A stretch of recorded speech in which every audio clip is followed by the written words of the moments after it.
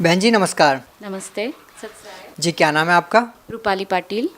रूपाली जी कहाँ से आए हैं आप? पुणे, महाराष्ट्र, पुणे से। जी क्या करते हैं? मैं अभी तो हाउस वाइफ हूँ, लेकिन मैंने ग्रेजुएशन किया है मराठी स्पेशल में। संत रामपाल जी महाराज से कब जुड़े आप? 2004 में हम संत रामपाल जी महाराज जी से जुड़े। संत रामपाल जी महाराज से नाम दीक्षा लेने से पहले क्या आप कोई भक्ति साधना करते थे? जी, जैसे नॉर्मल लोग करते परंपरागत भक्ति, मतलब पूरी देवी देवता ब्रह्मा विष्णु महेश इनकी भक्ति करते थे। जब आप पहले भक्ति कर ही रहे थे तो आपने संत रामपाल जी महाराज से नाम दीक्षा क्यों ली? मतलब मुझे ऐसे लगा कि उनका ज्ञान ज्ञान मैंने थोड़ा समझा, उनकी बुक पढ़ी। और सबसे पहले ये इंसिडेंस हुआ कि मेरे हस्बैंड ने, मेरे पति, वो दीक्षा लेकर आए। फिर उन दीक्षा लेकर आए तो मैंने उनको लिया कि क्या गुरु दीक्षा लिया आपने, कौन से भगवान है, क्या है? बोलते नहीं मुझे इतना पता नहीं, मैंने दीक्षा ले ली। और फिर उन्होंने मुझे नियम बताए। और वो जो नियम थे कि कोई नशा, मतलब क्या, ड्रिंकिंग नहीं, दारू नहीं, बीड़ी नहीं, सिगारेट नहीं, तंबाकू नहीं, मांस नहीं, व्यभिचार नहीं, चोरी नहीं, ठगी नहीं।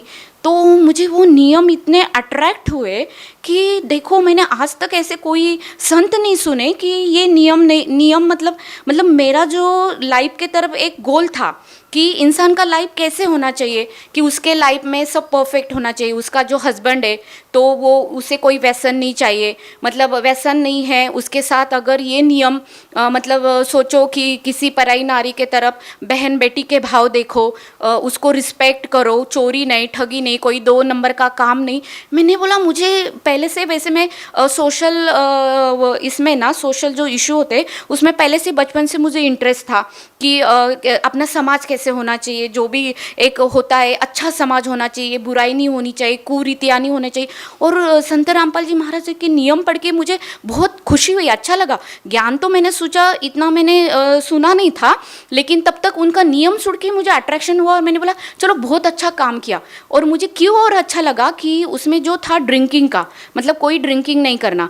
तो जैसे हम, मेरे पति का जो बिजनेस है वो इसका है, मतलब ऑटोमोबाइल साइड का था, तो हमेशा पार्टी में जाना या थोड़ा बहुत दोस्तों के साथ उनके फोर्स से, मतलब उनको पसंद नहीं था, लेकिन दोस्त, आजकल का जो ट्रेंड हो गया है हाई फाई सोसाइटी, मतलब क्या, ड्रिंक्स नहीं किए तो आपको गांव के जैसा समाज समझा जाता है। तो उस प्रेशर से वो ड्रिंक करते थे कभी कभी। तो घर में आके हमारा झगड़ा होता था कि मैं बोलती थी क्यों, मुझे पसंद नहीं है, आप क्यों करते हो और क्यों दोस्तों का सुनते, मेरा सुनो, घर में एक साथ रहना है। और ये कोई अच्छी चीज़ नहीं है कि आप किसी के प्रेशर में आके ड्रिंक्स करना। सिर्फ सोसाइटी एक स्टेटल, अपना एक जो स्टेटस है वो लेवल के लिए आप ड्रिंक क्यों करना है। मैंने बोला हमारा हमेशा का ये प्रॉब्लम था, सब कुछ अच्छा था, वो मुझे रिस्पेक्ट करते, सब कुछ फैमिली सब कुछ अच्छा था, लेकिन ये मुझे ये जो उनका गुण था कि कभी कभी ड्रिंक्स करने का, वो बिल्कुल पसंद नहीं था। और जैसी उन्होंने दीक्षा ली तो सोचो मेरा वो पूरा टेंशन ही फिनिश हो गया। देखिए जैसा कि आप बता रहे हैं कि आपने नियम पढ़े जिसमें लिखा हुआ था कि नशा नहीं करना, व्यसन नहीं करना, किसी की तरफ बुरी नज़र से नहीं देखना। जब हम देखते हैं समाज में या अन्य संतों को जब हम देखते हैं तो सभी संत यही नियम बताते हैं, लेकिन जब हम ग्राउंड लेवल पे देखते हैं तो क्या वास्तव में ये चीज़ें फॉलो होती है? जी, मैंने तो जितने मैं अभी महाराष्ट्र पुणे से हूँ, या बचपन से लेके महाराष्ट्र में, मतलब पहले जलगांव से लेके पुणे तक मेरा जो जर्नी हुआ है, तो मैंने तो देखे, मैंने संत बताते हैं, लेकिन आज तक मैंने कोई भी उनके अनुयायी, जैसे अदर संत है, जैसे बहुत सारे हैं अभी जो गुरु है, उनके कोई भी अनुयायी ये नियम फॉलो बिल्कुल नहीं करते। वो ओनली क्या बोलते हैं उनके, मैंने तो ये भी देखा है कि उनके गुरुजी जो होते हैं दूसरे, जो संत रामपाल जी महाराज को छोड़ के जो आज इस धरती पे जितने भी गुरु है वो सब बताते ठीक है भाई, थोड़ा बहुत कर लो, आ जाओ दीक्षा ले लो, थोड़ा बहुत कर लो, जब मन होगा डाल दो। लेकिन मुझे ये पसंद नहीं था और मैंने भी खुद ने देखा कि कोई ऐसे कोई फॉलो नहीं करता है।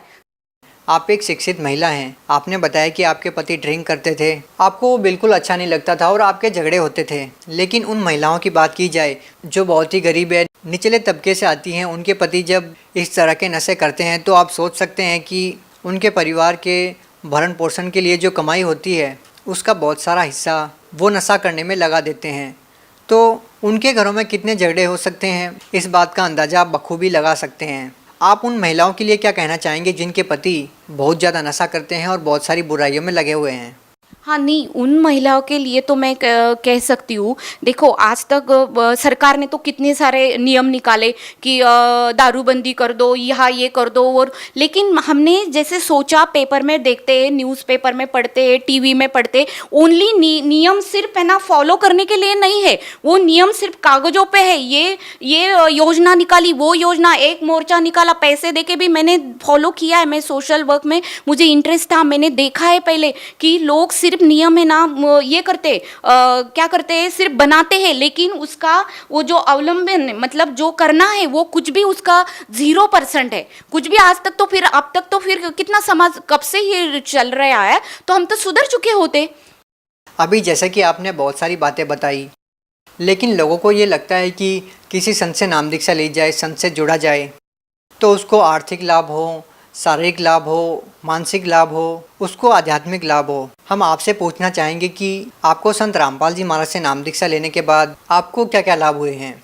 जी, हमें तो इतने सारे लाभ हुए, अगर अभी हम गिनवाते बैठेंगे तो ये मेरा मतलब क्या बोलते हैं ना, ये दिन रात कम पड़ेगा। लेकिन जो स्पेशली थोड़े बहुत जो मुझे लाभ है, मैं थोड़ा ही आपको बताऊंगी। कि पहले सबसे पहले लाभ था तो मतलब मुझे खुद को ही डॉक्टर ने बोला कि आपको मतलब प्रॉब्लम है गले में, और जो मुझे एक यहाँ एक ऐसे गांठ हुई थी बड़ी, तो उन्होंने, मैंने जैसे ट्रीटमेंट स्पेशलिस्ट के पास गई तो उन्होंने बोला कि आपको शायद, हमें लग रहा है कि ये आपको कैंसर का ही है, और आप सुशिक्षित हो, पढ़े लिखे हो, ज़्यादा देर मत करो, जो भी होगा मेडिकल प्रोसेस करो, और उसमें जो भी कोई आता है उस हिसाब से आपका ट्रीटमेंट करेंगे। फिर उन्होंने बताने के बाद जैसे हमने हमारे गुरुजी मतलब संत रामपाल जी महाराज, उनको प्रार्थना की, क्योंकि मैं तो नाम दीक्षा ले चुकी थी, मुझे विश्वास था, दृढ़ विश्वास नहीं मतलब दृढ़ विश्वास था, जो भी करेंगे तो मेरे गुरुजी करेंगे। और मैंने ना आज तक सुना था गुरुजी ये लाभ देते, गुरुजी आर्थिक लाभ, शारीरिक लाभ,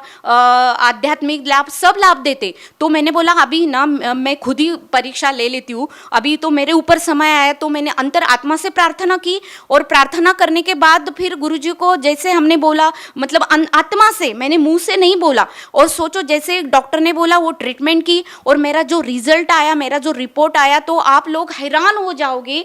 मुझे कैंसर था, जब मुझे लगा कि अभी मेरी लाइफ थोड़ी है, ज़्यादा लाइफ नहीं है, मेरी पैरों के नीचे की जमीन खिसक गई कि मैं अभी क्या करूंगी। मुझे लगा मैं तो ठीक है, मैं मर गई तो मेरा बेटा है वो कैसे रहेगा, मेरा हस्बैंड तो शायद शादी कर लेगा, लेकिन मेरा क्या होगा। और मुझे तब लगा कि ये जिंदगी इतनी छोटी है, मुझे क्या करना था, और मैं कुछ भी कर नहीं सकूंगी। मैं परमात्मा को मतलब संत रामपाल जी महाराज को प्रार्थना किया, परमात्मा नहीं, मुझे अभी थोड़ा जीना है, मुझे लाइफ दे दो, मुझे इतना जल्दी नहीं मरना है, मेरे बेटे के लिए मुझे जीना है। और इतना चमत्कार हुआ। आप लोगों को चमत्कार लगेगा, आपकी भाषा में ये ऐसे लगेगा कि हम बोल रहे हैं, लेकिन नहीं, मैंने अनुभव किया है। जब खुद के ऊपर आता है ना, इंसान झूठ नहीं बोल सकता।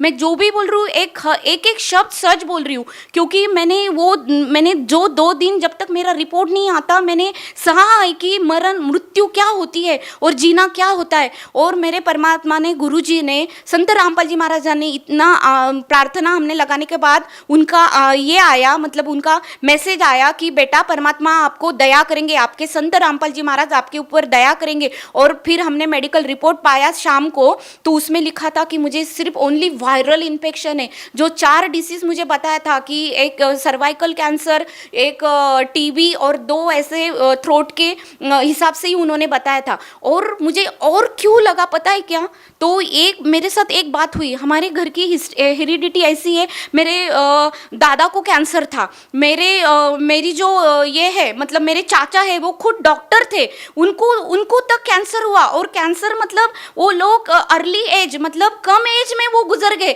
सोचो। और मुझे फिर लगा, जो मेरा टाइमिंग आया कि तीसरी पीढ़ी में, डॉक्टर ने बोला हाँ, मुझे हिस्ट्री पूछी और मेरा जब हेरिडिटी देखा तो कि हाँ, आपको तो आपके दादा को थ्रोट कैंसर था, आपके चाचा को स्टमक का कैंसर हुआ, और अभी आपको तो 100% कैंसर होना चाहिए। मैंने बोला ठीक है, अभी क्या करेंगे, मतलब बोलना आसान नहीं, लेकिन मैं इतनी तकलीफ से गुजरी ना, मैं बोल नहीं सकती। और जब ऐसे इसमें परमात्मा ने और एक आप लोगों को रीज़न मुझे क्यों दृढ़ विश्वास हुआ, तो मेरी कुंडली थी। मैं पहले बहुत जन्मों कुंडली हम मानते थे, मेरी कुंडली निकाली मैंने बहुत बचपन में, जब से मैं कॉलेज में थी। तो मुझे इसने बताया था, हाथ देखे कि आपकी आयु ज़्यादा नहीं है, 40 तक ही है, और आपको ऐसा डिसीज होगा कि आप उसमें से बाहर नहीं निकालेंगे। और वही मुझे जब ये गांठ निकला, डॉक्टर ने बोला, तो मैंने जल्दी से वो कुंडली अपने कपाट से निकाली और मैंने टैली किया कि अरे हाँ, मुझे अभी 37 स्टार्ट है, और मैं क्या कैंसर का तो 2 साल कितना भी होना, ये कोइंसिडेंस कैसे हो सकता है। इसीलिए ये सब देखे इतना, मतलब आप समझ सकते हैं, ये कोई जादू मंत्र नहीं है। परमात्मा ने इतनी दया की कि इतने मेरे चांसेस 100% कैंसर के होने के बाद भी संत रामपाल जी महाराज ने मेरे ऊपर दया की। उनके मंत्र में, उनकी भक्ति में इतनी ताकत है कि मेरा कैंसर उन्होंने भगा दिया। जी भगत जी, मुझे और 2 लाभ ऐसे हुए कि एक तो इनके साथ इनका मुंबई एक्सप्रेस हाईवे पे एक्सीडेंट हुआ गाड़ी का, और इतना ज़बरदस्त एक्सीडेंट था, मतलब कंटरनर ने पीछे से 2 बार उनको डैश मारा। डैश मारने के बाद मतलब वो देखते हैं तो वो उन्होंने स्टीयरिंग पे सर रख दिया, और जैसे गुरुजी ने उनको नाम दीक्षा दी, वो मंत्र उन्होंने याद किया, फिर हम दोनों का फेस उनके सामने आया कि सोचो मेरा ये आखिरी वक्त है। और वो एक्सीडेंट से इंसान जब खुद पे गुजर जाती कि बस अभी मेरा सब फिनिश हो गया, तो उस हिसाब से उन्होंने मेरा चेहरा, मेरे बेटे का चेहरा उनके आंखों के सामने आया, और उन्होंने जो गुरुजी ने हमें मंत्र एक दिया, लास्ट में उन्होंने वो एक मंत्र जाप किया और स्टीयरिंग पे अपना सर रख दिया। और बाद में चमत्कार की देखते हैं कि वो बोलते मैं 5 मिनट के बाद मैं कार आराम से चला रहा हूँ, फिर आराम से चला के फिर वो रुके नहीं, जल्दी से घर आ गए। फिर अगर हम सोचते तो फिर कैसे हुआ, तो उसके लिए एक प्रूफ था कि जैसे गाड़ी हमने आके मुझे बोला कि आप जल्दी से नीचे आ जाओ कि देखो मेरा एक्सीडेंट होगा। मैंने बोला पहले पूछा आप कैसे हो, बोलते नहीं मैं ठीक हूँ। फिर देखते हैं तो गाड़ी पूरे पीछे से चिप हुई थी, सब बोल रहे थे वाइबल होके वो पलटी हो सकती थी, कुछ भी हो सकता,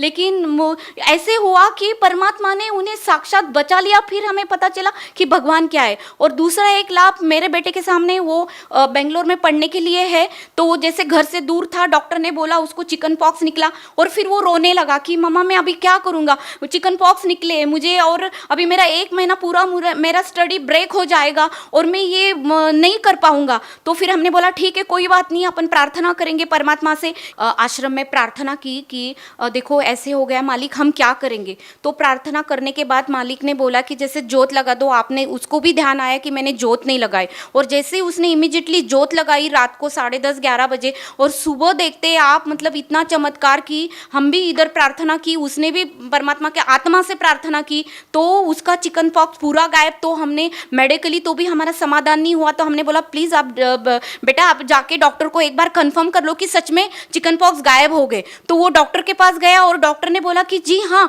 मैंने ही कल तुझे बोला था कि तुझे आया मैं मेडिसिन नहीं दूंगा, और आज मैं देख रहा हूँ तो सच में ये तो परमेश्वर ही हो सकता है ये लाभ देने वाले। हम आपसे एक और प्रश्न पूछना चाहेंगे। संत रामपाल जी महाराज जी, उनसे जो भी नाम दीक्षा लेता है उनको बहुत सारे लाभ होते हैं। आपको भी संत रामपाल जी महाराज ने बहुत सारे लाभ दिए हैं। जो लोग बहुत सारी भयंकर बीमारियों से पीड़ित हैं और जिन लोगों को आर्थिक या मानसिक लाभ नहीं हो रहे हैं, उन लोगों को आप क्या कहना चाहेंगी? मुझे ये अपने सब भाई बहनों को एक ही संदेश देना है।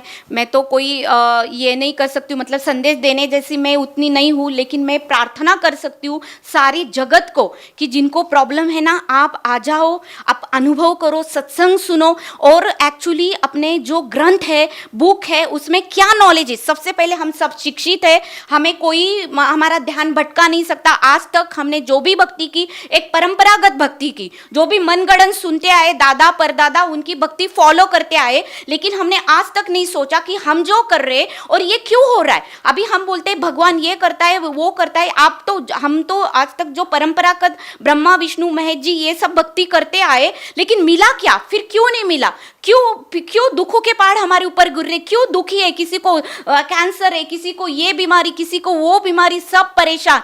तो आप इसके लिए सबको मेरी प्रार्थना है कि आप आओ, संत रामपाल जी महाराज का ज्ञान सुनो, उनका सत्संग सुनो, और उनके सत्संग में आपके पूरे डाउट क्लियर हो गए, और डाउट क्लियर के बाद आप एक है, इधर ना कोई पैसे लगता है दीक्षा लेने के लिए, ना कोई आपने सुना होगा, ये सुनाई कथा है। आप जब खुद आओगे उनका दीक्षा लेंगे, उसमें तो कोई पैसे नहीं लगता, और दुखी क्या नहीं करता। इसलिए दुखी लोगों को मेरी प्रार्थना है कि आ जाओ, संत रामपाल जी महाराज का नाम दीक्षा ले लो और खुद अनुभव करो। जैसे अभी आप हमारे मुंह से सुन रहे हो कि मुझे क्या लाभ हुआ, मुझे क्या मिला, आर्थिक, शारीरिक, मतलब जो भी है आध्यात्मिक, तीनों लाभ मुझे मिले। तो वैसे आपको भी आप मेरे भाई बहने हो, मेरी भी तड़प है, जैसे मुझे मिला क्यों हमें, तो आपको क्यों नहीं मिल सकता। तो फिर आपको एक काम करना है, आज संत रामपाल जी महाराज जी का सत्संग सुनो, उनका ज्ञान सुनो, खुद दीक्षा लो और अनुभव करो कि सच में ये महाराज जी क्या बोल रहे हैं और हमें क्या प्राप्त होता है। आप भगत समाज को क्या संदेश देना चाहते हैं? देखो, मैं भगत समाज को संदेश देने के लायक तो नहीं है, लेकिन मैं सबको यही प्रार्थना कर सकती हूँ कि मेरे भाई बहनों, जगत के लोगों, जागो। ये आप अभी पछताओगे, आपको क्या जा रहे हो, आप देख नहीं रहे, जो भक्ति कर रहे हम कभी उसका, अरे हम एक छोटी चीज़ लेते हैं बाजार में तो हम 10 दुकान उसके ब्रांड ढूंढते हैं, ये अच्छा है, इसकी क्वालिटी का, इसका प्रूफ क्या। और जो ये मानव जन्म जो अनमोल है, हमें एक बार मिलता है, बार बार मिलता नहीं, वो मिला है, उसका कैसे कल्याण करवाना है, ये तो आपके सामने अभी रेडी मटेरियल है। जो संत रामपाल जी महाराज बता रहे कि आओ मेरा ज्ञान सुनो, और ज्ञान से आप देख लो आप जो भक्ति कर रहे हैं उसमें क्या कमी है और आपको कौन सी सही भक्ति करनी है, उसमें क्या फर्क है। संत रामपाल जी महाराज, हम सब शिक्षित है, मेरे शिक्षित समाज सबको मैं प्रार्थना करती हूँ कि आप पढ़े लिखे हो, आप श्रद्धा से भक्ति करो, अंधश्रद्धा नहीं। आप जब देखेंगे, ग्रंथ पढ़ेंगे, संत रामपाल जी महाराज जो ज्ञान दे रहे वो 101% खरा सोना है। तो आप आ जाओ, एक बार दीक्षा ले लो, और जो सबको लाभ हो रहे वो आपको भी होंगे। जैसे आज हम बोल रहे हैं ना, एक दिन आप भी हमारे जगह बोलेंगे कि हाँ, गुरुजी ने हमें क्या दिया, संत रामपाल जी महाराज ने हमें क्या दिया, और आप वंचित मत रहो। शायद ये श्वास है, ये सबके पास कितना है, क्या लेखा जोखा है, ये हमें पता नहीं है, लेकिन जो भी है जल्दी से आप आपके बुद्धि को ऐसे एक आप जरिया सोच के देखो कि सच में ये बता रहे संत रामपाल जी महाराज, सच में इनका ज्ञान क्या है। और आओ, सब आओ और दीक्षा ले लो, और जैसे हमें लाभ हुआ है आप सबको भी होगा, और जल्दी से जल्दी आके आप लाभ उठाए, ये नाम दीक्षा ले, और सबको ही मुझे यही बस एक संदेश है। जी बहुत बहुत धन्यवाद। Thank you ji.